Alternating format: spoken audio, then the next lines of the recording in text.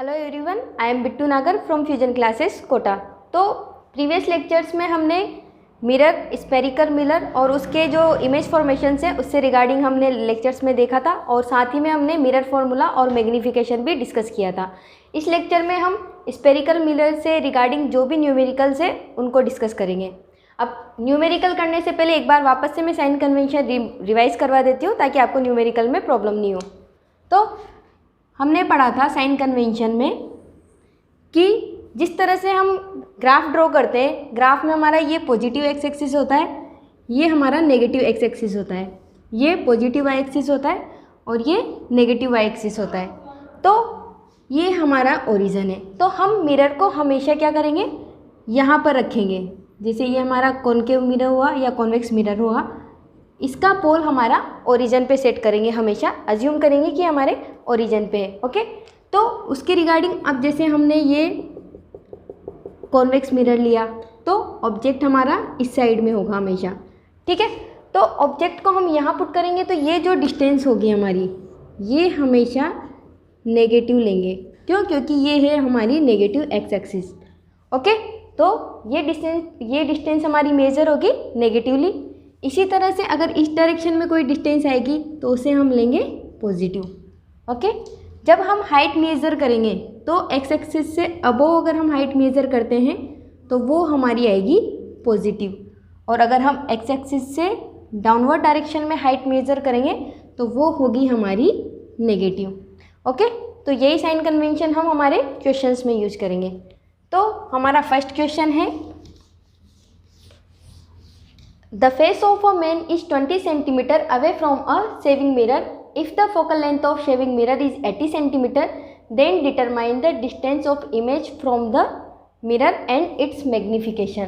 तो आपको इसमें कॉन्वेक्स और कॉनकेव के बारे में नहीं बताया है, तो हमने कुछ यूजेस देखे थे, तो उन्हीं यूजेस के थ्रू हमें पता करना पड़ेगा, आइडेंटिफाई करना पड़ेगा कि ये मिरर कौन सा है। ओके, तो सबसे पहले हमने देखा शेविंग मिरर। तो हमने यूजेस में देखा था शेविंग मिरर किस में यूज होता है, कॉनकेव मिरर में। ओके, तो ये हमारा कौन सा मिरर है, कॉनकेव मिरर। तो जो गिवन है, सब फर्स्ट ऑफ ऑल हम जो गिवन है वो डाटा यूज करेंगे। तो सबसे पहले हमारी फोकल लेंथ। अब देखो कॉनकेव मिरर जब हम ड्रॉ करेंगे, ओरिजिन पे हम पोल को लेते हुए, तो हमारी फोकल लेंथ किस डायरेक्शन में आएगी, नेगेटिव एक्स एक्सिस की डायरेक्शन में। तो इस डिस्टेंस को हम क्या लेंगे, negative -80 centimetre. Okay, second one is हमारी फेस ऑफ मैन, मीन्स ये हमारा क्या है, ऑब्जेक्ट। तो ऑब्जेक्ट डिस्टेंस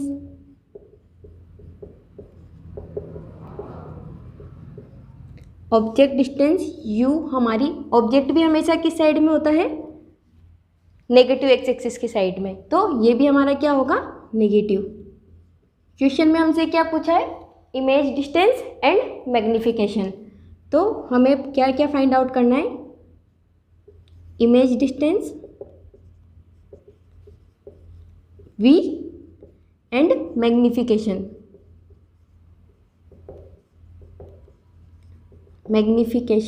m, ये हमें फाइंड आउट करने हैं। ओके, तो हमने मिरर फॉर्मूला देखा था। मिरर फॉर्मूला क्या था हमारा, यूजिंग मिरर फॉर्मूला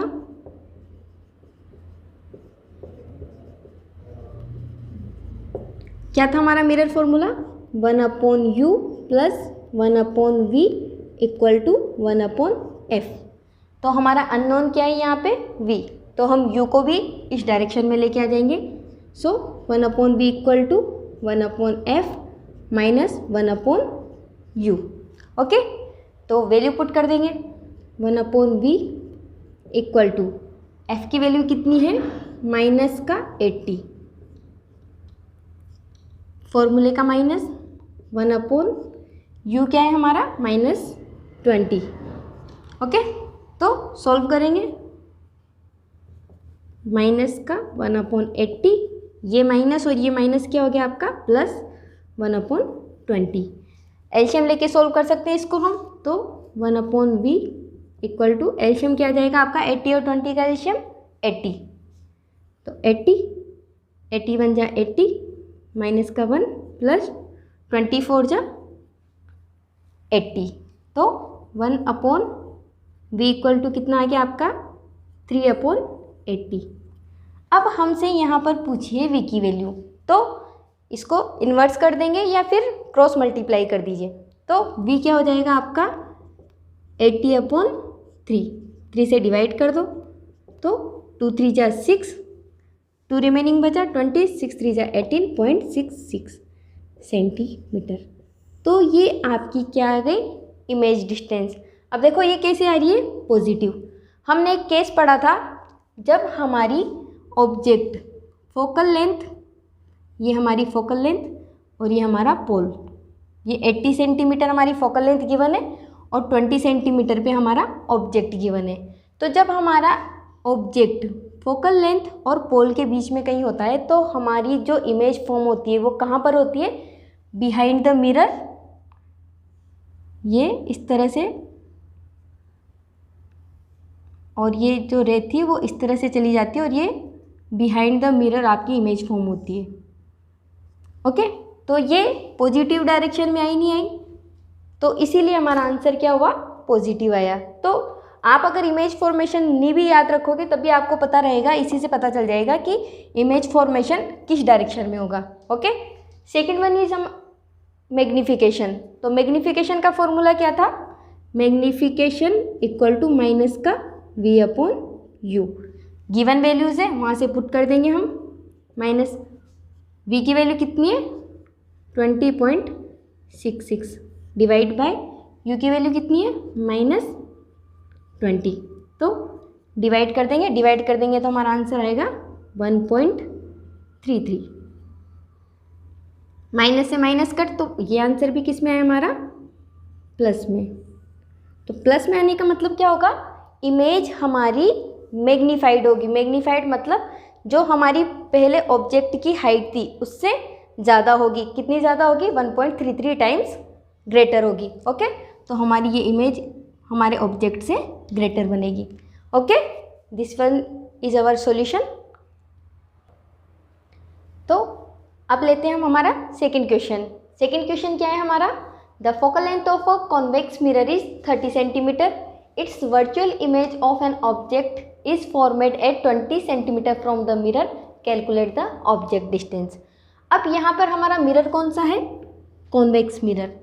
तो कॉन्वेक्स और कॉन्केव के केस में हमारे साइन चेंज होंगे, इसीलिए हमें सबसे ज़्यादा ध्यान रखना है साइन का। अब देखो यहाँ पर हम रखते हैं हमारा कॉन्वेक्स मिरर। ओके, तो कॉन्वेक्स मिरर के केस में जब ये आपका मिरर है तो इसका फोकल लेंथ भी किस साइड होगी, इस साइड होगी, और ये हमारा फोकल लेंथ पॉजिटिव डायरेक्शन में होगा। और इसके लिए हमने पढ़ा था कि इसमें जो इमेज फॉर्म होती है वो कहाँ पर होती है, हमेशा बिहाइंड द मिरर, यानी कि ऑब्जेक्ट यहाँ कहीं होगा तो हमारी इमेज इस डायरेक्शन में कहीं फॉर्म हुई थी। ओके, तो इमेज डिस्टेंस भी हमारी क्या होगी कॉन्वेक्स मिरर के केस में पॉजिटिव होगी। तो यहाँ पर हमें क्या गिवन है फोकल लेंथ, तो फोकल लेंथ क्या हो जाएगी हमारी,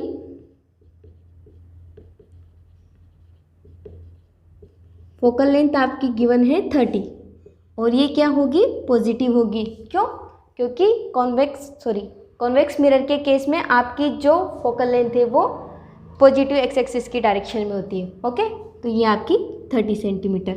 सेकेंड गिवन है आपको virtual image of an object is formed 20 centimetre from the mirror. Mirror से 20 सेंटीमीटर की डिस्टेंस पे आपका क्या है इमेज फॉर्मेशन हो रहा है। तो इमेज फॉर्मेशन कॉन्वेक्स मिरर के केस में कहाँ होता है, हमेशा बिहाइंड द मिरर। तो हमारी जो इमेज डिस्टेंस होगी वो भी क्या होगी पॉजिटिव। तो इमेज डिस्टेंस हो गई आपकी बी पॉजिटिव 20 सेंटीमीटर। ओके, तो आपसे क्या पूछा है ऑब्जेक्ट डिस्टेंस, यानी कि ऑब्जेक्ट डिस्टेंस u आपसे पूछा गया है। सिंपल हमारे पास मिरर फॉर्मूला है, हम मिरर फॉर्मूला यूज़ करेंगे 1/v plus 1/u equal to 1/f। क्या कैलकुलेट करना है यहाँ पे हमें u, तो 1/u को इधर रख लोगे और इसको इस साइड में ट्रांसमिट कर दोगे, वैल्यू पुट करेंगे 1/u इक्वल टू एफ़ की वैल्यू कितनी है 30, तो 1/30 माइनस 1/20। एलसीएम ले लेंगे हम।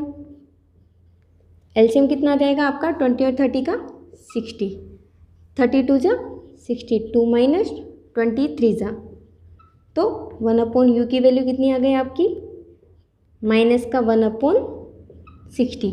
ग्रेटर वैल्यू माइनस में थी तो आपका माइनस में आया, तो यहाँ से हम u फाइंड आउट करेंगे तो u क्या आ जाएगा आपका माइनस का 60 सेंटीमीटर। तो u की वैल्यू आपकी -60, तो ये जो माइनस साइन है ये आपको बता रहा है कि आपका ऑब्जेक्ट लेफ्ट डायरेक्शन में है, यानी कि नेगेटिव एक्स एक्सिस की डायरेक्शन में है। तो साइन कन्वेंशन ही सबसे ज़्यादा इम्पोर्टेंट है।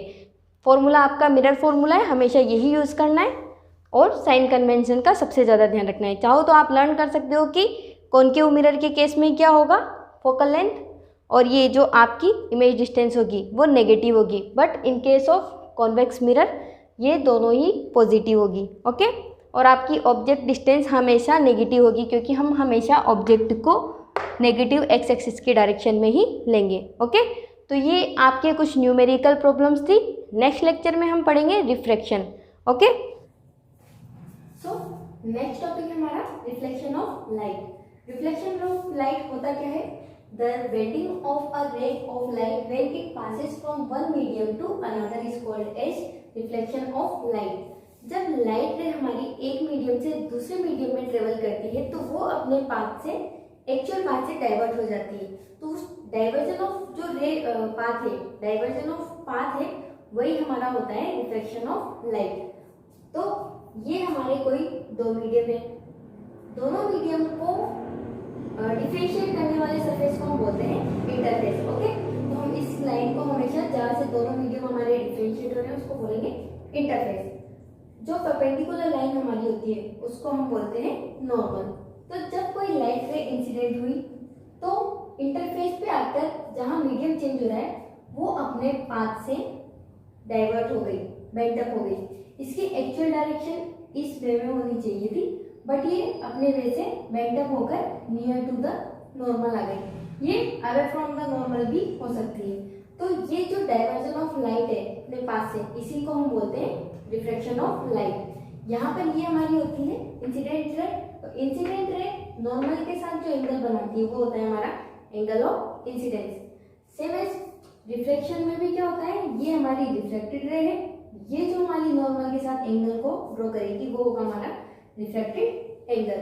अब कौन से केस में इंसिडेंट एंगल ग्रेटर होगा और कौन से केस में रिफ्लेक्टेड एंगल ग्रेटर होगा, ये डिपेंड करता है हमारे टाइप्स ऑफ मीडियम पे। तो मीडियम हमारे बेसिकली टू टाइप्स के। सो ये था हमारा रिफ्लेक्शन।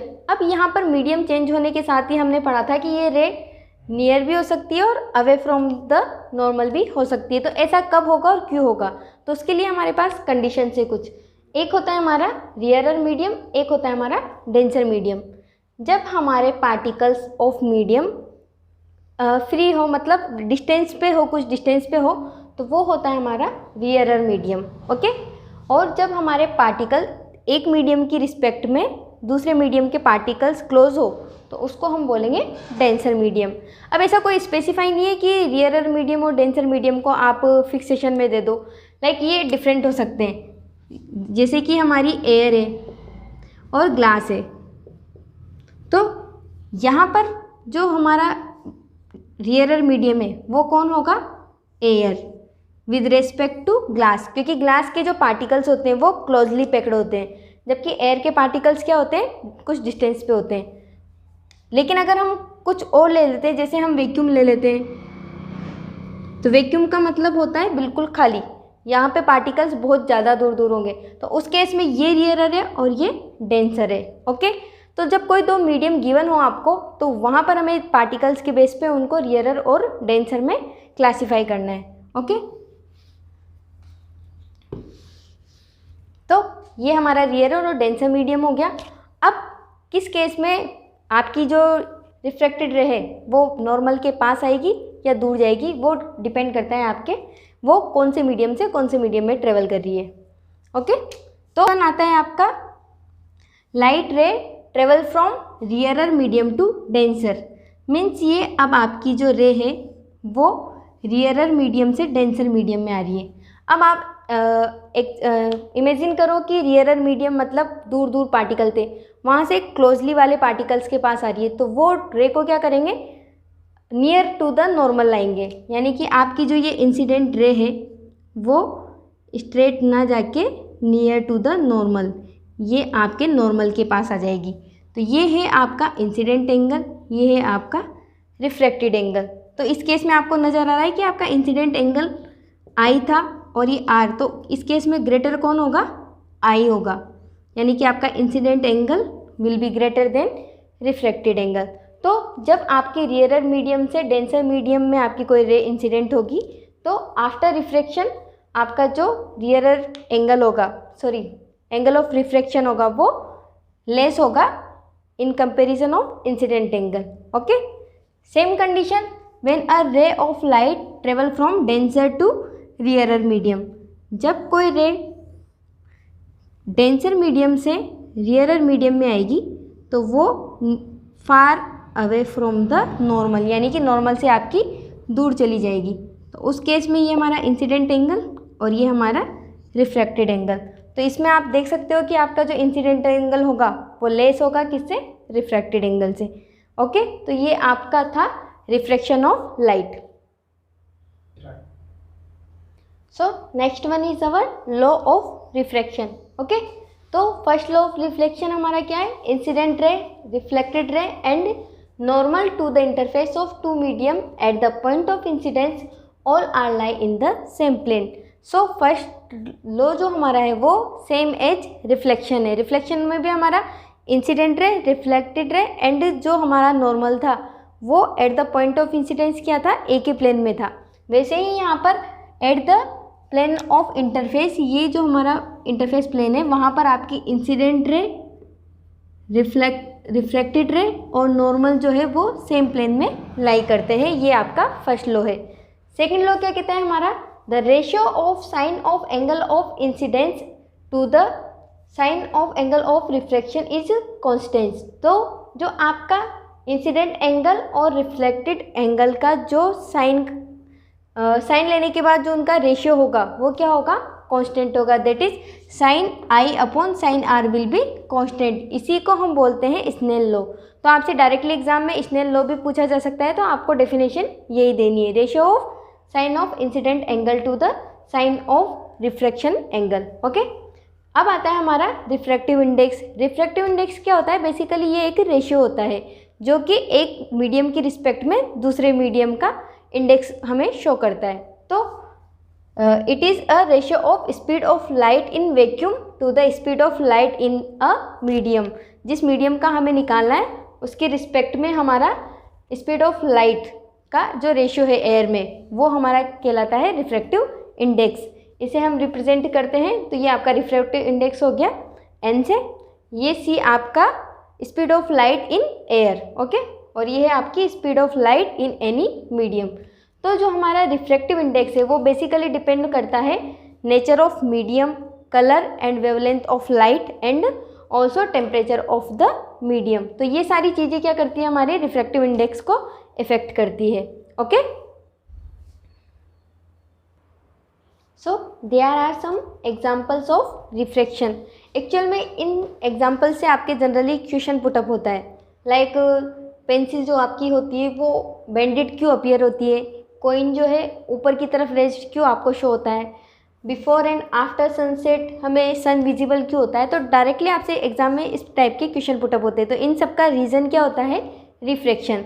तो डेफिनेशन हमने देख ही ली, बस उसी डेफिनेशन को हमें इसके रिगार्डिंग समझाना होता है। ओके, तो यहाँ पर हमारा फर्स्ट एग्जाम्पल है submerged pencil appears to be bent. जो आपकी पेंसिल जो सबमर्ज्ड है, यानी कि आधा हाफ पोर्शन उसका वाटर से बाहर है और हाफ पोर्शन आपका वाटर में डिप्ड है। तो डिप्ड जो पोर्शन है वो आपको टिल्टेड नज़र आता है, थोड़ा सा बेंट अप नज़र आता है। ऐसा क्यों होता है, क्योंकि देखो वही जो हमारी रेज है, यहाँ से पेंसिल से जो हमारी रेज जा रही है स्ट्रेट, तो at the surface where medium get change. तो आप देखो ये हमारा क्या है, डेंसर मीडियम, और ये क्या है हमारा रियरर मीडियम। तो यहाँ पर जो ये रेज है, ये जो हमारा नॉर्मल है उससे दूर जाएगी, जिसकी वजह से ये अपनी डायरेक्शन से बेंड अप हो जाएगी और हमारी आई साइड तक पहुँचने पर हमें ऐसा लगेगा कि जो जहाँ से टिल्टेड होके आई है वो पेंसिल वहीं पर अवेलेबल थी। तो ये हमें यहाँ पर नज़र नहीं आके यहाँ पर बेंडेड जो है वो अपीयर होगी। ओके, सेम केस होता है हमारा कॉइन का। कॉइन में भी क्या होता है आपकी, वही कॉइन से जाने वाली रेज जो है वो जो हमारा सरफेस है जहाँ पर मीडियम चेंज होता है वहाँ पर इसकी डायरेक्शन चेंज हो जाती है, जिसकी वजह से हमें एक्चुअल में ये जिस पोजीशन पे वहाँ ना नज़र आके ये उससे कुछ ऊपर उठा हुआ हमें नज़र आता है, रेज फॉर्म में अपीयर होता है। ओके, थर्ड केस है हमारा the sun is visible to us before actual sunrise and after actual sunset. Every day sunset होने के 2 मिनट लेटर एंड सनराइज होने से 2 मिनट बिफोर हमें सन अपीयर होना स्टार्ट हो जाता है। उसका रीज़न भी क्या है, हमारा रिफ्रैक्शन। होता क्या है, जैसे जैसे हम एटमॉस्फेयर में लेयर्स के ऊपर जाते जाते हैं, यानी कि सन की साइड हम अर्थ से बाहर के एटमॉस्फेयर की बात करें, तो जो हमारा मीडियम है यानी कि एटमॉस्फेयर है वो रियरर होता जाता है। जैसे जैसे ऊपर जाते जाएंगे रियरर होता जा रहा है। तो सन से जो रे आ रही है वो क्या हो रही है, रियरर मीडियम से डेंसर मीडियम में आ रही है। तो ये रियरर मीडियम से जब डेंसर मीडियम में आपकी जो रे आती है, इंसिडेंट होती है, तो वो क्या होती है, अपने पास से डाइवर्ट होगी और नियरर टू द नॉर्मल। तो ओरिजिन हमारा क्या है, नॉर्मल की तरह बिहेव कर रहा है। तो यहाँ पे ये रे जो है वो नॉर्मल की तरफ हमें आती हुई अपीयर होगी। तो एक्चुअल में जब ऑब्जर्वर इस रे को देखेगा तो उसे लगेगा कि ये इस डायरेक्शन से आ रही है, जिसकी वजह से उसे सन बिफोर सनराइज ही अपीयर होना स्टार्ट हो जाता है। सेम केस जब हमारा सनसेट हो जाता है तब भी उस केस में भी क्या होता है, वही रियरर मीडियम से डेंसर मीडियम में जब रे आती होती है तो वो हमारे नॉर्मल की तरफ टिल्ट हो जाती है, जिसकी वजह से ये रे हमें इस तरह से नज़र आ रही है। जब इसको स्ट्रेट वो ऑब्जर्वर हमारा देखता है तो उसे लगता है कि सन हमारा यहाँ पर है। तो रियल पोजीशन में तो हमारा सनसेट हो चुका है, बट उसे इमेजिन या ऐसा लगता है, अपीयर होता है कि हमारा सन अभी भी बाहर ही है, अभी भी स्काई में है। ओके।